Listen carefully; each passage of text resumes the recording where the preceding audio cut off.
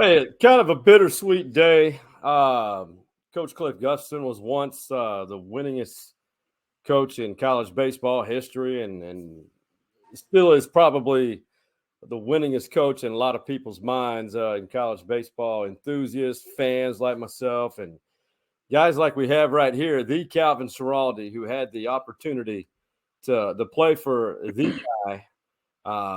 Coach Cliff Gustafson, he passed away today at age 91. It was something that I think a lot of people were preparing themselves for. But Calvin, when it's right now, are you still in kind of shock or denial, or when you think of, man, one of the greats of not only college baseball but the game period is no longer with us?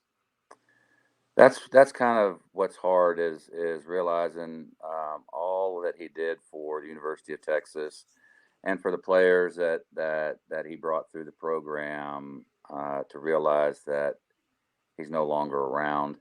We've kind of been expecting that for a little while, but it's like the icon is not here anymore, and it's kind of tough to deal with. When you look back at his coaching career, I mean, the guy went straight from high school, South San Antonio, where he won state titles, to Texas, where he played, and when you fast forward to '60s to his recruitment of you, I mean, you guys were really running the show of college baseball, the Texas baseball program. I mean, a powerhouse. What was it about him that he had you sold on accomplishing what you wanted to as a pitcher? Well, for I think for a lot of us at the time, his philosophy was pitching and defense, and he had an All-American pitcher, I think, for like I don't got what 10 straight years. That's what you wanted. You Yeah. wanted you wanted to be All-American. You wanted to have a chance to play pro ball, and the University of Texas was the way to do it. Because, like I said, his philosophy was pitching and defense, and no better place to go than there. Well, so some things about him, Coach Gus, and I've got a couple of photos. I'll bring them up when you think of memories of Coach Gus. I mean, 91's a long time for anybody, man or woman, anybody in this world to live. And he coached baseball for a long, good portion of that life. But first, when someone ever asks you, Calvin, what do you remember the most about Coach Gus, the fun moments? Peanut butter and honey sandwiches every single day. I mean, he was very did the same things over and over. I can't think of whatever that term is, and I mean it was peanut butter and honey, Lay's potato chips, and powdered Lipton iced tea, and that every single day. I think he changed it. I don't know. I don't remember. I think he had to go to the doctors in like the early '90s because they said something like his cholesterol was too high, so he had to change it to turkey and something, not even mayonnaise or something on there. But for while we were there, it was the peanut butter and honey sandwiches. That was just every single day. Is that something you incorporate in your diet as well? No, I do not. I can't stand peanut butter. So Well, you look at him and you think back. Obviously, Ditch Falk is and has always been a pitcher's part. And you think about that, the great pitchers like yourself, Roger. I mean, the list goes on. I mean, there's three or four dozen great pitchers, and Swindell, and long before that, then there's a whole list. But when you think about the relation, because that's what the story of life is to me, the relationships. I mean, this guy, Coach Gus, had great relationships with the umpires, like on the lower part of those two pictures. I mean, what was it about him that he was able to establish such great relationships with everybody? well, I think with him it was because he wasn't he didn't try to show anybody up. He never showed anybody up in front of people or anything like that. It was he would go out and make his statement, and that was it. Um, he knew the rules back and forth. That if he went out there, the umpires knew they screwed up. But he didn't. But he did it. But he didn't do it in a way that made them look bad. So it was, I think that formed the relationships. And as far as the players goes, he was a tough man to play for. It was not fun and games and all that. It was hard. But the thing about it is I think Keith said it earlier today, was he didn't prepare you just for playing at the college level. He prepared you for life. And I think that's true, because I think my relationship with him grew more after I played pro ball, when I was playing pro ball and came back, because you're there, and I took this to heart when I started coaching, was I'm not your friend. I am your coach, and that's the way it's going to be. When you leave and come back, yes, we will be friends, and I think that's the way it was. That's the way it was with myself and Coach. I don't think I ever saw him smile the 3 years that I was there, ever. And then after it was over with, we'd sit and talk, and you'd see him smile and go, "Man, what changed?" Like, geez, And it was fun to be around after we left, after we graduated or signed and went on to do our life. That's when things got really good between a lot of players and Coach. Yeah. The one part that I think I don't want to sound like that guy, the older guy, but let's be realistic. I personally, I respect each generation for who they are, because that's what they have in the world. That's what they know.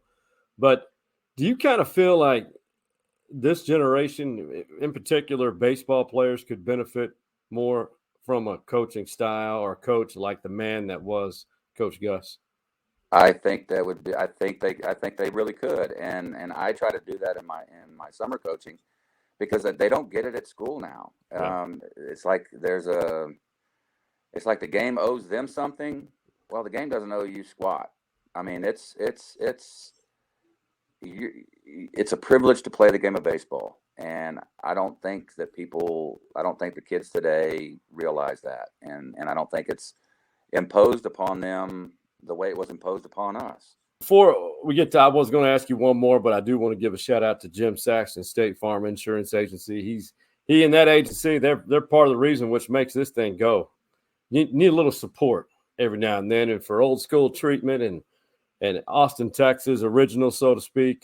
Jim Saxton, State Farm, for all of your insurance needs. The one thing that I think everybody who really has followed Texas baseball, those hands in the back pocket at third base. I used to get a kick out of that as a young kid, going to the dish, watching you guys play. Did you guys ever mimic him or give him a hard time about that, or did anybody ever say anything about it? Nobody said anything about it. The thing about it is like when he gave a sign, if he took his hands out of the pocket, something was going to happen. And because the take sign was, if he's looking at you, you're taking. If he's looking away, you're swinging. And if a hand comes out of the pocket, there's a sign coming on. That was just an easy way to know. Be ready for something. It's not like he went through a whole bunch of signs to give it up. It was like hand to the belt. That's a bunt. Everybody in the world knew it, but you still had to defend it. It was very simple on that. But we worked on it day and day and day, every day, and we knew how to execute it. That's one of the things, is the fundamentals. He knew how to get across, and we worked on it every single day. This is one guy that always has great stories, the Ty Harrington. And when it comes to Coach Gus, I think Ty Harrington's stories really represent the multiple generations who have played for or who have known Coach Gus, because it's heartfelt. Everyone we talk to, they're heartfelt stories, but something about Ty Harrington's story, there's a little bit more to it, either emotions or comedy, and just very real. Calvin Schiraldi, he delivers some great stories as well, but as Calvin does, his own Calvin way, very direct, humorous, and just a good person. And for Ty, in the past, we've talked about Coach Gus either in person or on this platform. When you think about the end, it's something that you're preparing for. 91 years old, we all hope to reach that. But today being the finality of it all, can you even put into words how you're feeling, what you're thinking, and that this great man is no longer with us? I think there's a couple of words or ideas or thoughts, I guess would probably be the best way to put it. When I found out this morning, Jan had called a couple times and I didn't have my phone with me, or I did. I wasn't paying attention to it, and unusually for me. And when I finally got it and looked down, I had a couple missed calls from Jan and Mike Shepard, Coach Gus's son-in-law, and then and Doug Hodo, and I just at that point knew, something had happened. Ironically, the night before, on New Year's Day, when I finally got settled into bed late last night, I was watching movies with my middle daughter, and I crawled in bed and I was like, man, Coach made it another year. Yeah. And it was New Year's Day, and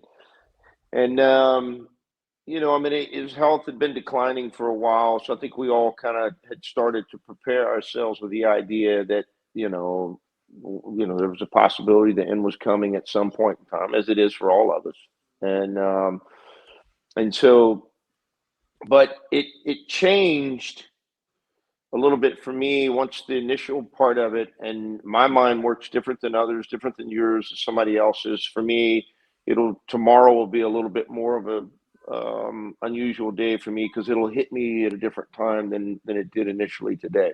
But having said that, also for me, it stirred up so many thoughts of celebration for what he did for me, what he included me into in my life. There are very few things in my life that I have been involved with since I was 19 years old that didn't have some shape or form that he was a part of somehow, some way, whether it was directly, indirectly. And what I mean by that, certainly my dad had the largest impact on my life, bar none. But when Coach Gus invited me to be a part of the University of Texas baseball program, it forever changed my life. I have no idea what would have happened if I'd have gone somewhere else. I have no idea what that looks like. I have no idea how to compare what other teams, other programs were like outside of, in the 80s, we were the best. There were no other ones. And I made 4 trips to the College World Series. I played 3 national championship games, coached in 1. And I was a part of arguably one of the, if not the most celebrated college baseball program in the country. And because of it, the people that I met, because Coach Gus asked me to be a part of it. And, when the orange phone would ring back in the day, you took that call and you went to the University of Texas, because if you didn't, you knew you were going to get beat by them. Yeah. And so, and when I made that choice, and it was not an easy choice for me at the time, I was going to Baylor to play football and baseball, and then decided when he called to go to Texas and to join what is probably the most elite of the elite in my mind, in our minds. But because of it, the relationships and the friendships, and this is the part where Coach, I'll owe him till the moment I meet him again, was that he introduced me to some of the most unbelievable people in my life, and truly some of the most deep relationship, love affairs that you can have with a team and teammates. And I've coached for years after that, and got to know him even more from differently than a lot of other people, because I got to coach with him. But he brought me relationships that I would never change the course of my existence from college baseball, and never even thought about what would it have really been like if I'd have gone to another school, different things like that. Because what he did for me and did for all of us was incredible. Now, it wasn't like Coach was hard to play for. It was not easy. He was demanding, and I mean that in a positive sense. So if you coach's job, and as it is at the University of Texas, coach's job, and he never lost sight of this, was you were expected to win at the University of Texas. So it was the same for him when he played there. It was the same for him when he coached there. So his expectations for you were, if you wanted to play, you had to work hard. If you wanted to win, you had to learn how to compete. And then ultimately, those first two steps, that's not complicated either, by the way. Those first two steps led to the third one was, we're going to win. So you better figure out what part you're going to play and how you're going to help us win, because that's what we're there to do at the University of Texas, was to win. Everybody says, well, that's kind of dry and that's kind of cut and dry and kind of raw. Yeah. But because of it, we all learned the most valuable lessons that anybody could ever, the most valuable lessons anybody could teach you was how to be a teammate, and how to be a part of something, because it was you against the world. Everybody wanted to beat you. So your first lesson was how do I coexist in a big family, and what part do I play? Yeah. The second one was you learned how to work hard, and it ain't easy. Getting something for real is not easy. It's not handed out. And the third part of it was you had to learn how to compete to win something. They don't give that stuff out either. And so all of us were directly and indirectly affected, not only during that moment, but we were completely affected, and I even would dare to say infected, with the idea that you had to try to figure out how to be successful. And you go through that list of people that were part of that elite groups and have been a part of these elite groups that he coached, and you go look what they've done.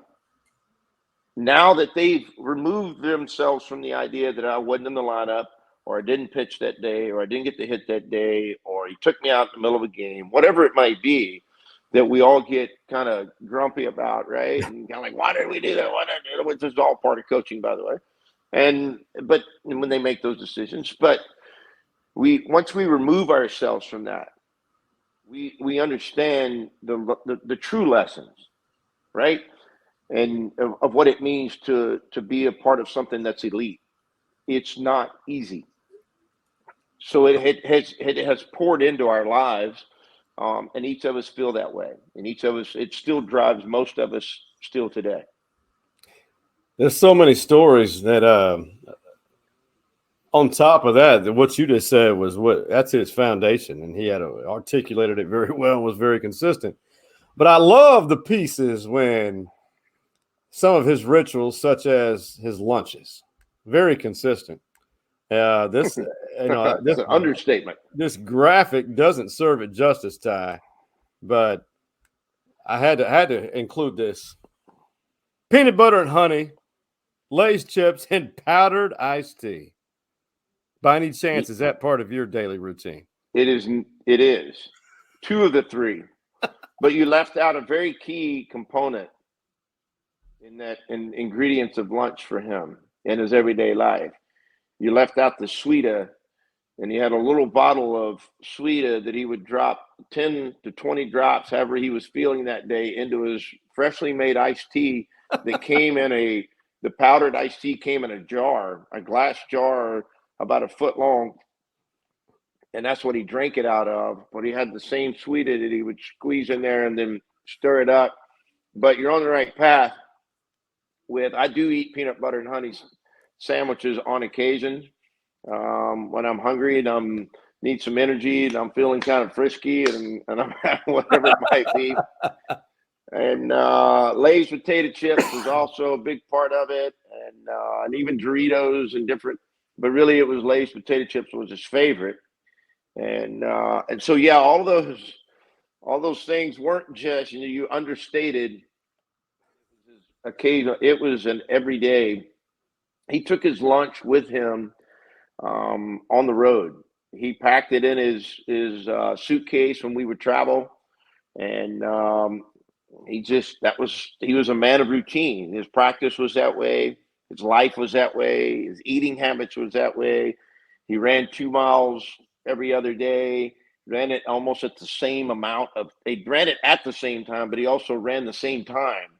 Seemed like every day he'd keep time of it, and he'd be like, "Yeah, I ran it in 16:30," and then like 2 days later, ran it at 16:29 or whatever. It was the same, and so he was distinctly and very proud of the fact that he was very routine, and it truthfully kind of spilled over to all of us. Now, there's a lot of stories behind that peanut butter and honey and Lay's potato chips that people could tell you that, we all get to celebrate his life. And certainly starting today, there's been a lot of stories going back and forth from a lot of people and ex-players and coaches and all the above. But that is, if somebody would have been smart, if he'd have lived in the NIL world, Peter Pan and and Lay's potato chips and Lipton tea would have been been all over our campus, and just from his influence, and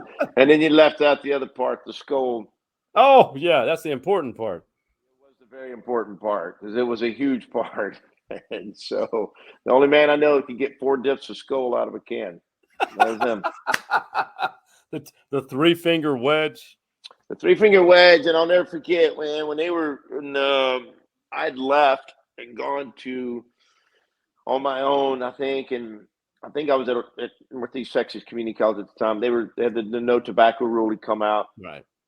And they were on their way to Omaha that year, and I remember thinking to myself, well, this is going to be entertaining.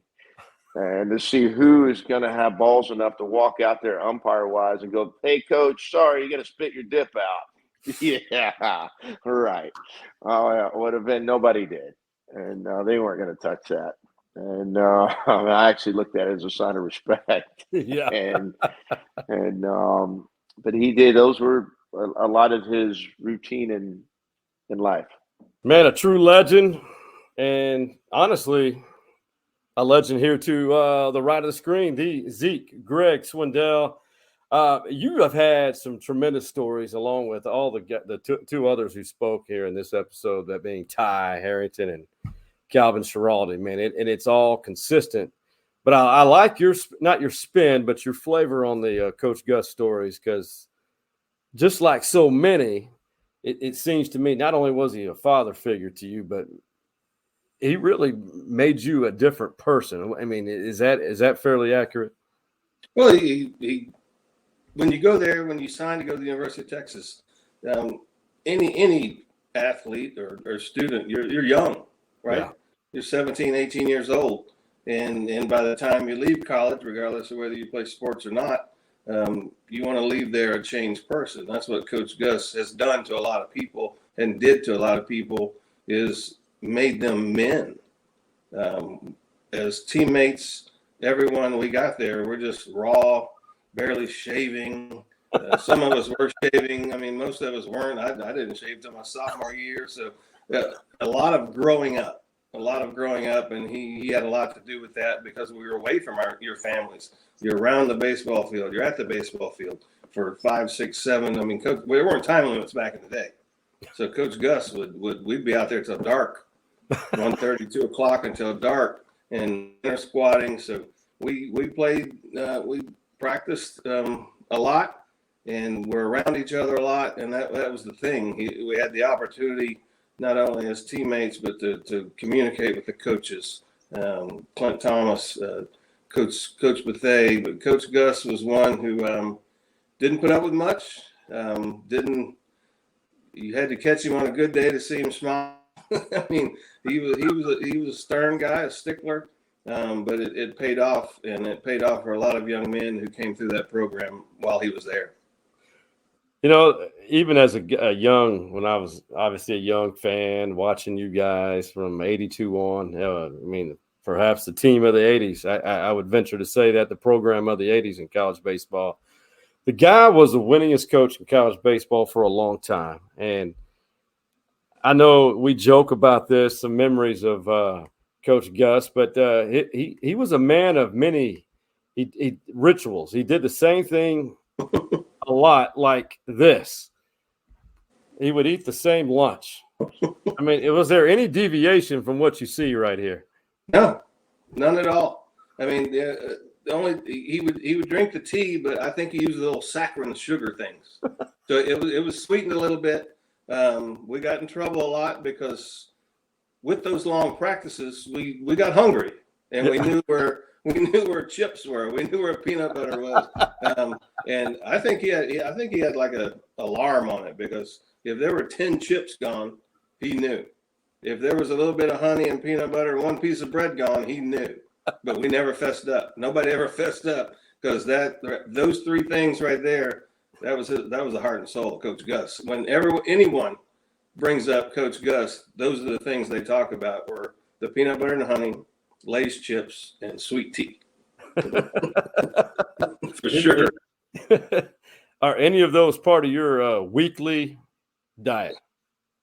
No, but you know what? I should have had a little peanut butter and honey today with some Lay's chips. Maybe tomorrow for lunch I will. Yeah, that'd be a good little tribute to Coach Gus. You know, the one part that I think a lot of people talk about are those hands in the pocket, third baseline. But Ty made a good, he made a good point that wasn't for comfort. There was strategy behind that. I think a lot of times, I wasn't a hitter, so I think sometimes if they were in the pocket and he moved to a certain part of the coach's box, it meant something. If he had them in his back pocket and he moved to a certain part of the coach's box, I think it meant something. But it also meant you get the look when the hands were in the back pocket sometimes too. You didn't want to see the hand. You wanted to see the smile on the left of the screen, not the hands in the pocket on the right of the screen. Now, you and Keith Moreland, I know this is an opinion, but I want to say it's probably fact too. You guys have become two of the best broadcasters in college baseball, hands down, if not the best. We've suffered a lot of loss in this Texas baseball program when it comes to significant figures. Coach Garrido and now Coach Gus, two of the stoic figures in the history of the game. But this is the man a little bit, you have a lot of ties to him. So does Keith Moreland. When you guys look back and by the way, this is Zeke's birthday, by the way. He says he's 68. I swear he's going on 48 at the moment, but maybe from here up, from the neck down, I feel 78. Ooh. Move, people. Hey, Zeke has gone through some fitness transformation, so he may reach 91 like Coach Gus. Hopefully, when you think back of the old school mentality, the old school coaching, and like Ty alluded to, he's different now, or was with you when you came back as a former player. In what ways was he different, and how is he influencing you to this day? You were able to have, when you get there as an athlete, a student athlete, you're there to play baseball. You're there to go to school. And he knew that. He understood that you're 17, you're 18, you're 19. I'm going to not treat you accordingly, but you're not really an adult yet. Yeah. You know what I'm saying? And so not much conversation was about anything away from the game. It was all baseball, all work, and let's go get them. Once you came back, he would smile with it. He would ask you how the family's doing, because most of us had families when we'd come back. Talk about hunting, talk about just everything, almost but baseball. And that was the cool thing. I think that we got to know Coach Gus more after we left the program and came back and talked to him and understood that he is a husband, he is a father, he's a grandfather. So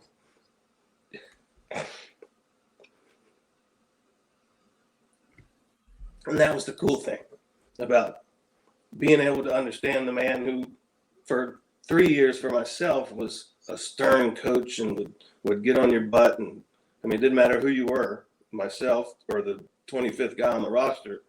He would let you know. I mean, that chip on your shoulder, get rid of it because you're not that good. You can get better. You think you are now, and just things like that. Just to be able to get to know the man and understand that he did have a heart away from baseball. Baseball wasn't the only thing a lot to him, but he also had things away from baseball, and you got to know that, and it was a wonderful time. Even when even in June, I mean, we talked to him at the regionals against Air Force, and he was still there, and he knew baseball. He talked about baseball from 1965, even up to the last minute, I'm sure. So baseball was his life, and it was a great time to get to be with him after leaving the program and understanding who the man was. There's never truly, this is just another opinion of mine, there's never truly closure. But is there any happiness in the fact that 91 years, man, and 91 years and did what he wanted to do, lived how he wanted to, and I know that can be said with Augie Garrido too, but 91 years, and then it's still you still hit the emotions. I mean, you feel them. Every former player probably does because, man, he showed love. He poured his love into you guys, and it was quite obvious. Yeah, I mean, you knew the day would come. He'd been ill for a couple of years, and not up to par. So you knew it would come. You know that with a lot of your loved ones, and it's never easy when you get the word.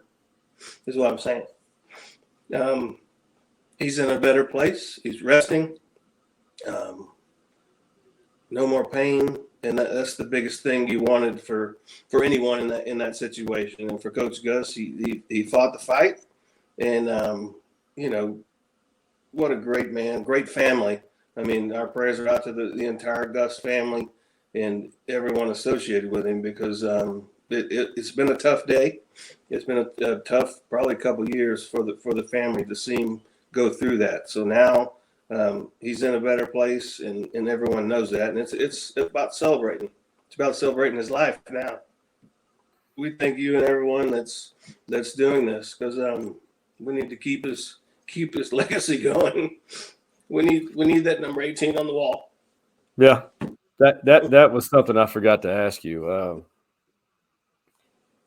I know the facility over there on the right field side is the Cliff Gustafson Pavilion. But to my opinion, I'm thinking you're on the same level as I am. My thinking here, what needs to be done? What to put his name permanently on something far greater than a pavilion? Well, one person, CDC, Chris Del Conte. We can say what we want. We can try to do what we want, but until someone in the offices say yes, which they might have already had something planned. We don't know that. So, but now you wish something would have happened while he was alive and cognitive. Mm-hmm. So, but now if it happens, it'll be the greatest thing. I've talked to people today. I would give my number up to put his name on the wall. He deserves it. Yeah. It has to happen. On that wall, everyone on that wall pretty much is because of him and because of the teams we were on. And we would all take our names down if Coach Gus's name could go up. And I know I'm speaking for everyone on that wall. Real emotions and heartfelt stories.